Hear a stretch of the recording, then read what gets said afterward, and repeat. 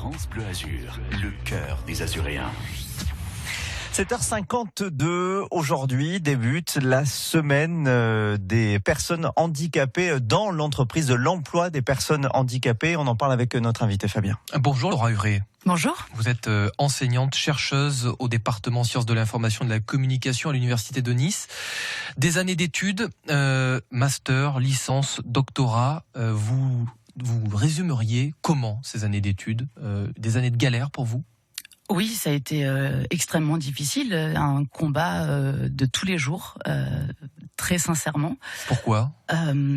Dans la réadaptation, puisque j'ai passé plusieurs années enfermée chez moi en me disant que peut-être ma vie était finie parce que j'avais un handicap visuel. Parce que vous êtes malvoyante. Je suis malvoyante, j'ai une maladie rare dégénérative de la cornée. Et, quand le diagnostic était tombé, c'était très compliqué de se dire il y a ça, qu'est-ce qu'on fait maintenant, quoi. Et les infrastructures, elles étaient adaptées pour vous ? Les infrastructures, c'est-à-dire à l'université. À l'université, oui, il y a quand même énormément d'aides techniques qui sont mises en place. Après, c'est vrai que plus d'humain, plus de sensibilisation, ce serait vraiment génial. Et je pense aux gens qui passent après moi aussi. L'humain, très important. Qu'est-ce qui a manqué justement dans cet aspect humain ? Les gens ne vous regardaient pas comme les autres ? Oui, bien évidemment, le handicap fait peur, la différence fait peur aussi, même s'il y a des gens extrêmement bienveillants et qui acceptent complètement. Beaucoup de communication, plus de sensibilisation. Je pense que ça peut aider.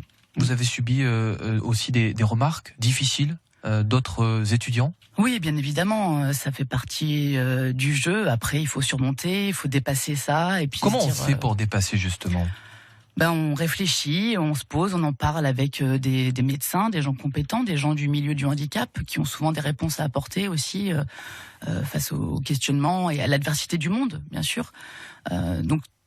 Les professionnels de la santé, du handicap, en tout cas de la malvoyance, sont très compétents dans ce genre de cas. Un suivi psychologique aussi, c'est important. Malgré tout, vous dites quoi ? Vous dites qu'à l'université de Nice, dans les entreprises, l'accompagnement des personnes handicapées n'est pas suffisant aujourd'hui ? Alors, pour ma part, depuis que je suis docteur et donc que je suis embauchée à la fac pour enseigner, tout va très bien. Je suis très bien accueillie dans mon laboratoire, le Cyclab Méditerranée.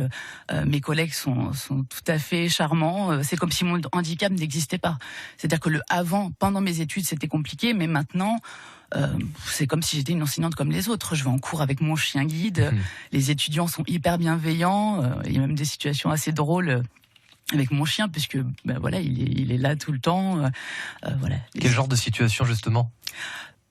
Parfois, elle se lève, elle regarde les étudiants, et puis les étudiants, ça les déconcentre du coup. Et puis ils ont toujours envie de la caresser. En tout cas, c'est acquis. C'est acquis. Complètement. C'est ça qui est génial. L'université, pour moi, est un milieu hyper agréable, hyper sain pour travailler, s'épanouir complètement. Mais malgré tout, dans l'entreprise, on a l'impression qu'il manque parfois cette considération, cette aide pour les personnes en souffrance liées à un handicap notamment. Oui, alors qu'en fait, il n'y a pas vraiment de différence du moment où on est volontaire, du moment où on a fait les études il n'y a pas de différence avec quelqu'un d'autre. 2-3 aides techniques, des choses à adapter, mais après, c'est la même chose en fait. Il y a pas à faire de différence malgré la différence, je dirais. Vous parliez justement d'un manque de sensibilisation. Il y a un clip qui est sorti pour cette semaine européenne pour l'emploi des personnes handicapées. Ce clip, on entend un extrait, tenez. Victoria a un handicap invisible et a décroché un CDI. Alors venez faire des rencontres du 18 au 24 novembre durant la semaine européenne pour l'emploi des personnes handicapées. Et ce clip, il a été créé il y a quelques semaines. Depuis, on ne le voit pas à la télé, on ne l'entend pas, on ne le voit pas sur les réseaux sociaux. Il y a un manque de communication dans les médias ? Oui, il me semble, parce que ça fait quand même plusieurs années que ça existe, cette semaine européenne du handicap. Et c'est vrai que il y a une méconnaissance. Ça faudrait un peu plus, de visibilité. Ce serait génial. Ça ferait avancer les choses, en tout cas, je pense, vraiment. Qui doit communiquer davantage ? C'est quelque chose qui doit se faire au niveau... C'est une volonté politique ?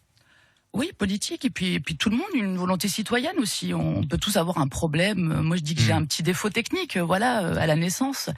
Mais après, ça change des choses. Pour moi, c'est moi qui travaille, c'est moi qui me bats. Mais après, avec la relation à l'autre, c'est la même de quelque part. Donc, au plus on communique, au plus c'est agréable pour tout le monde. D'un mot, un message que vous adresseriez ce matin aux personnes handicapées qui perdent patience aujourd'hui dans notre société face à ces problèmes-là. Faut se battre. Battez-vous. Ouais. Et ça vaut le coup, je pense, vraiment. En tout cas, je retiens ce matin votre très beau message, votre très beau message que vous adressez sur France Bleu Azur, Laura Huré. Je rappelle que vous êtes enseignante et chercheuse au département sciences de l'information à l'université Nice-Côte d'Azur. Bonne journée. Merci beaucoup. Et vous pouvez réécouter cette interview, la partager aussi pour faire passer le message sur les réseaux de France Bleu Azur et sur l'appli France Bleu. Dans les prochaines minutes.